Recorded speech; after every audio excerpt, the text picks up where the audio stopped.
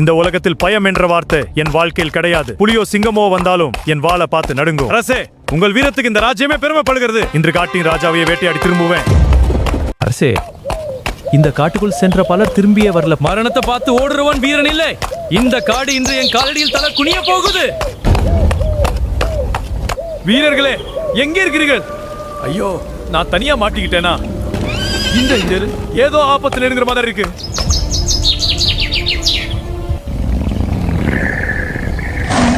புலியா? இல்ல, இது சாதாரண புலி இல்ல.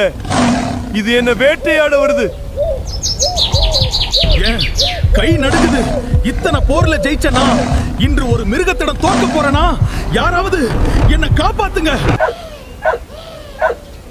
நாயா, அது என்னை காப்பாத்த வருதா? தந்த உயிரை பற்றி கூட யோசிக்கல.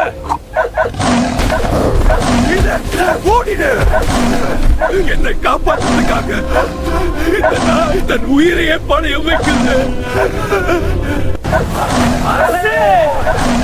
புலியை விரட்டுங்க. உயிரோட இருக்க காரணம்